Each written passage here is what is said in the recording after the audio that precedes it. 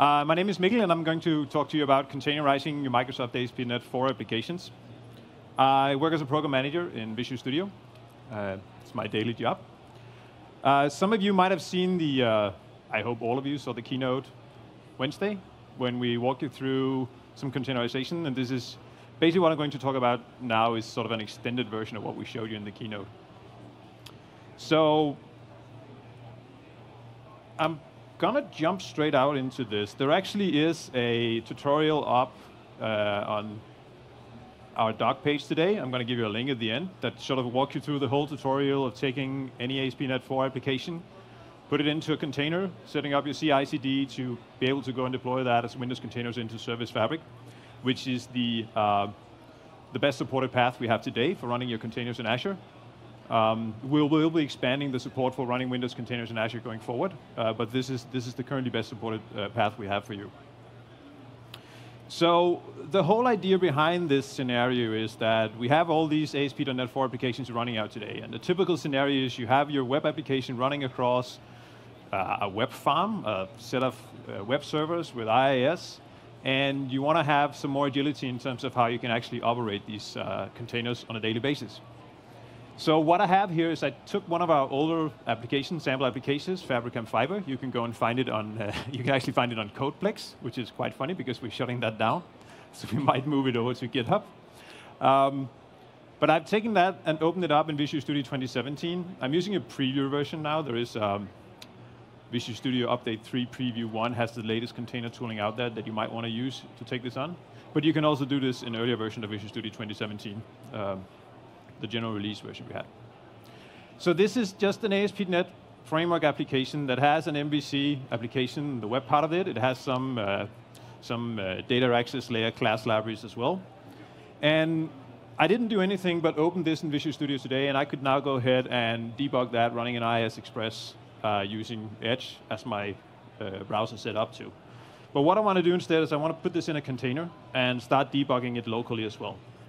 So we have this add Docker support gesture in Visual Studio 2017. And when you install Visual Studio 2017 and you use the ASP.NET and web development workload, you get the container tooling component as part of Visual Studio 2017, so you're all set up for this. There are some other prerequisites you need to install on your machine. It's pointed out in the article, but you need Docker CE, a Docker Community Edition, Docker for Windows, which is the little guy you have around here, which enables you to run, to do the integration between Visual Studio and running containers in Windows 10. So once I've added the Docker support to my web application, what happens in the solution is that we're doing two things. First of all, we're adding a Docker file, you can see down here, to the web project. And we also added a new project, a Docker Compose project. So for those of you not familiar with how these things work, the best thing to think about this is the Docker file describes how your application or the container image is being built. So it's basically sort of a build script for creating the container image. Whereas the Docker Compose file is a way to describe how to run those container images. So there's different declarations in those two files that are sort of targeted at those scenarios. So looking at the Docker file that I have here, what we're doing in Visual Studio is, first of all, we know the project type that we added the Docker support to. So we know that this is a web application. We know it's ASP.NET 4. We know that we need IIS server. We know we need ASP.NET enabled. So we're going to add this from statement in the Docker file, which basically means take this container image, which is already out there in the Docker registry, which is called Microsoft/ASP.NET, and then it's 4.6.2 version. And use that image as sort of the base layer to go and build my image with my application on top of. So the way that all these Docker images and containers are built is it's basically just a bunch of layers. And when you go and build your own application or your own container, you just add another layer on top of whatever base layer that you're specifying in the from statement in the Docker file. So we have a bunch of images out there that you can go and build upon. There is the Windows Server Core OS, which is sort of the base Windows Server Core image. And then we have a bunch of images on top of that. We have an IIS, and we have the ASP.NET enabled image here. What else we're doing is we're basically just copying in the output of the application, but everything here is set up from a Visual Studio's point of view, and you don't have to do anything to actually make this work. So I could go ahead and I could debug this in Docker right now. And we would hope that would work. It would not work for this specific application. And the reason is that the application is using SQL Server. So I need to have a SQL Server available as well to start debugging and running this. Normally, I would just use my local DB with Visual Studio when I'm running on my host. Unfortunately, local DB cannot be reached from within a container. So the easy solution to this, now that we are in the container world, is simply just run a SQL Server in a container next to my application. And this is where the Docker Compose file comes into play. So if we just take a quick look at the Docker Compose file.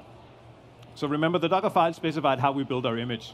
And the image we're going to build out of this Docker file is this image called fabricamfiber.web. So we basically just take your web project name and create a Docker image based on that. So we're setting up a service, as described in the Docker Compose file, using that image and just running that. So what I can do now, and I'm just going to go over to the tutorial and quick copy-paste what I need from there, is I can tell Docker Compose, then whenever you're going to run this application, run 2 containers. So I have my web application container specified up here, and I have my new service, which is my DB container, which is specified down here. So I'm pointing to an image. Again, this is a Microsoft image that we put out with SQL Server Windows Developer in it. And there's some secret sauce some guy found out, and I copied it from the internet, and it actually works, which just set up my SQL container, starts it up, and I can go, because my application has some data initializer, or database initialization in it, it will just go and set up my database and actually populate data into the database. So a few more things we just need to do to actually make this work is we need to specify in the Compose file as well, because this is how Compose works. The main part here is that we tell this container service, the web application service, that it has a dependency on my database service down here. So we put in this dependent on declaration, and we point to the DB service down there. What that means is the Docker will make sure that when we run the Compose file, is the database server will be set up, the database container will be set up first, and once it's ready, it will go and start the next. So we don't get any race conditions and stuff that doesn't work for us. I'm also going to just tell it to go and export port 80 my web application in the situation where I want to put it into remote host. And then the last thing, of course, is we just need to make sure that our application's connection strings points to the database that we're running in the container now. So let me just go and put this in here. This is just a regular database connection string. There's nothing in this. I just changed it for what it was using the local DB up here. So now it's actually pointing to my database container, which is called DB, and I get the user ID and password in there. So now we should actually be able to go and debug this application in containers. And I just started that now. And Windows containers or Windows Server core containers, core REST containers that we're using in these scenarios for ASP.NET framework applications, they're not tiny containers like some Linux containers are. They're actually fairly big images. So if this is the first time you're doing this is when you go and get coffee and maybe have dinner and so on and so forth. I think the SQL Server image currently is actually a 14 gigabyte image. The core OS image is a 10 gigabyte image. But once you have pulled those down, as I told about the image, the container thing is layers. Once you've pulled them down once and they're cached locally, you don't have to pull them down again. So you can actually go ahead and do that to begin with before you go through this whole thing of getting your application into the containers. So the tooling is now doing actually building our application for us, building all the dependent libraries that I have, and start doing the compose work and setting up the actual containers. And you'll see here in the output window all the Docker commands that we're actually using to call the Docker host and setting things up. And anytime shortly, we should have the container up and running, and we can start see a web application in Internet Explorer. Oh, sorry, Edge, it is these days. There is some work going on to actually improve the debug speed that we have today, so that whenever we've created the container the first time, and we don't do a recompile of the application, we don't have to shut down the container. We can just recompile and load the new bits into the container. Currently, this doesn't work for the Windows containers, but we will get there very soon and get that up and running.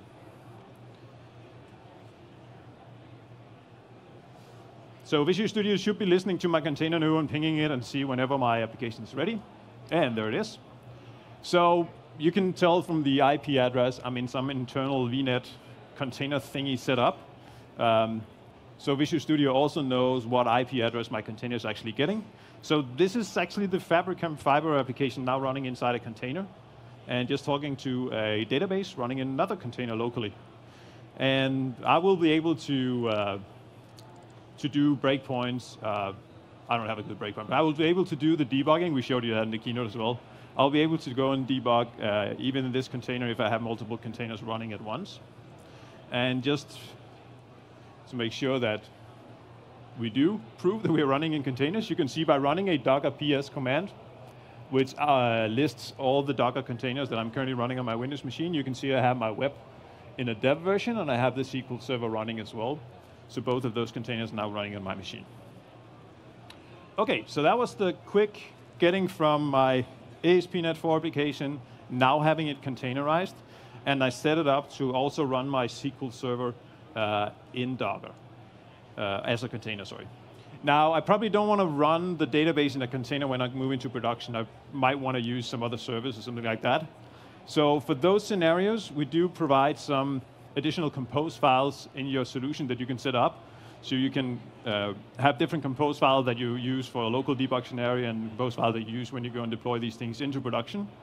So when you set up your deployment pipeline, you would then probably have a compose file not specifying the database, and then making sure you have the right connection strings using web config transformations or something like that. OK, so now that we have this application put into a container and we can run it locally, we also showed you some new configure continuous delivery functionality we've made inside Visual Studio. And hopefully the login of the Azure thing works now. There were some issues earlier today, I've heard. So when you need to move these containers from your local environment and into an environment where it gets hosted, containers have the concept of registries. So it's sort of the build and the release part is two steps there. So when we go and build, we build our application and we create the container images. I can show you over here in Visual Studio Team Services how that works. This is a build pipeline. This is actually a build definition that we created in Visual Studio Team Services.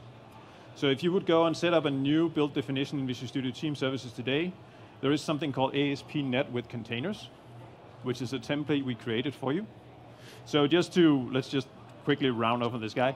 So what this configure continuous delivery dialog in Visual Studio is doing is it's going to create everything I'm going to show you from now on. So Visual Studio Team Services build and release definitions, container registries in Azure that you need to store your containers, and finally set up the build into Service Fabric cluster. It doesn't build a Service Fabric cluster, but in the tutorial, there are some easy commandlets to do that for you. So this is just an easy way for you to not have to go into Visual Studio Team Services, find the right build definition, find the right release definition, and all of that, making sure authentication and everything gets up. This will do it for you. So going back to the build definition, ASP.NET with containers is the one you want to use. And when we create one of these, this is what you get. You get some standard NuGet restore and some solution build for Visual Studio MS Build, as you would have done with your application, even if it wasn't in containers. And then we have these Docker Compose tasks that are new tasks in Visual Studio Team Services. They're still in preview, some of these. And we're basically doing three things here. First of all, we are building the services. So the service is defined in the Docker Compose file. You saw we had the web service, we had the DB service defined in there. We're building all of those, creating the container images. Then we are pushing the images to the container registry, where we sort of store the final version that we later going to run. This could be any container registry, public or private. There is the Azure Container Registry that is, of course, in Azure, so it will be close to your host. And you can set that up with service principals and everything, securing it with inside Azure as well. And finally, we're doing some, we're actually changing the compose file to make sure that the actual digest of the image we're building is the one that we're going to put in the compose file and actually deploying. So this is sort of an extra step to make sure that you get the right version once you deploy those. Docker has this concept of tagging images. as you, this is the container I was running locally in my machine, and you can see we tagged this with a dev. And actually, this container doesn't contain your application code, just to optimize the developer flow. But that version that's how Docker versions container images, by using these tags. What we're making sure in the build pipeline is that we don't reference an arbitrary tag that could be any container. We actually reference on the specific digest of the container image that you have just built, just making sure that it's the right one you get when you go and deploy again at a later time. So that was built. Release to Service Fabric is fairly easy. Service Fabric has a preview version out that supports Compose. So the Compose file that just came out of our build pipeline, we can hand over to Service Fabric, and Service Fabric will go and download those images, container images from the registry, and start running your applications based on all the declarations we had in the Compose files. And you can see the integration with the registry to make sure that authentication between the cluster and the registry is all secured by service principals within inside Azure. So there's no need to flow any username passwords throughout this. It's all taken care of for you.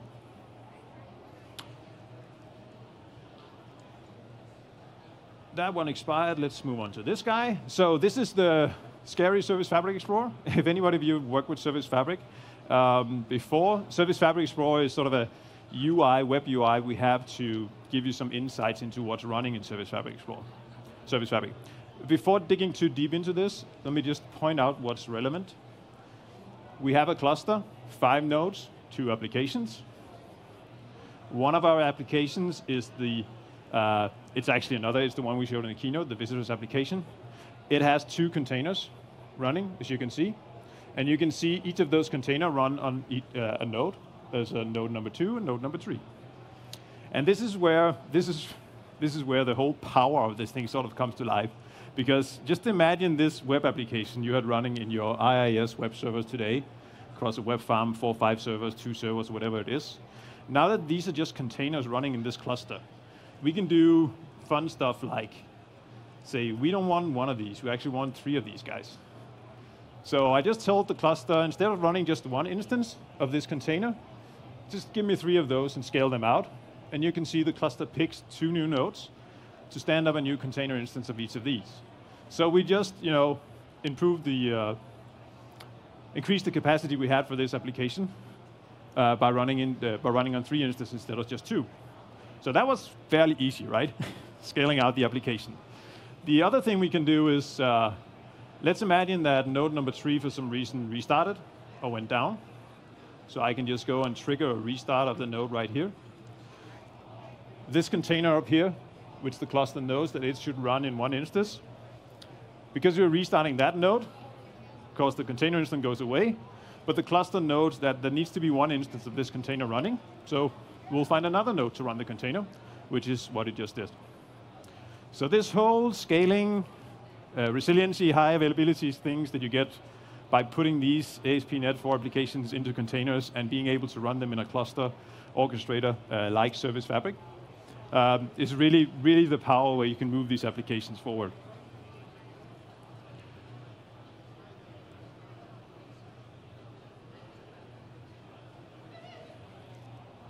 So this application that I showed you here that we also showed in the keynote, you can think of that as the Fabricant application I just showed you before. You have an ASP.NET 4 website that's part of this. So the story we try to tell here is that once you start doing this with containers, and maybe you want to grow your applications into be like more agile, into breaking down this as a monolith and start breaking out individual services, maybe try to move this into microservice architecture. The good thing now that we run stuff in containers is that we can do so, and we have great choice in how we're going to do this. So what I've actually done with this application is that the old web application running here, I wanted to add some new functionality to integrate that with a CRM backend system. So instead of just building out a new controller within my ASP.NET 4 application, I created a new ASP.NET Core application up here.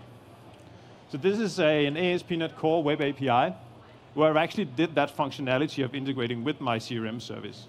And because these are containers, I don't have to do, and they have their isolation, I don't have to use the same technology stack. This could have been Node.js or whatever I wanted to do that in.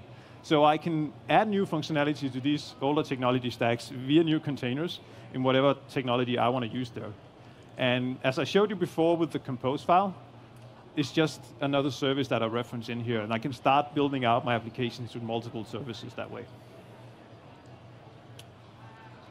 Time check? Huh? Okay, we got a bit more of time. We got a little bit of time. That's good. So the last thing we want to show is that multi-container applications, if you get to that point, in Azure and application insights, gives you this great, has all the capabilities to make sure that you can monitor everything from even the VM level running in your cluster, which is what I'm showing here. I'm showing CPU from the individual nodes running my Service Fabric cluster. I can also get the CPU utilization of the individual container running in those clusters. And finally, using Application Insights SDK, I get this application map where I can see the dependencies between containers and how that all work, and where I can go and drill into failures and stuff like that. So this is all things that work throughout the whole monitoring suite that we have in Azure, Application Insights, Azure Monitor, Windows Azure Diagnostics, and all of that. And you get this great analytical Application Insights feature as well, where I can actually go and write queries against all the metrics being pulled in from my systems. So what I'm showing you here is that I've looked at the Docker CPU count of the individual containers, so how much CPU utilization is the individual container running. And I put this on a timeline, and I'm actually looking across the number of instances of container I have, just based on the container image. So these were the two images you saw before, and you saw the, yeah, this is pretty funny.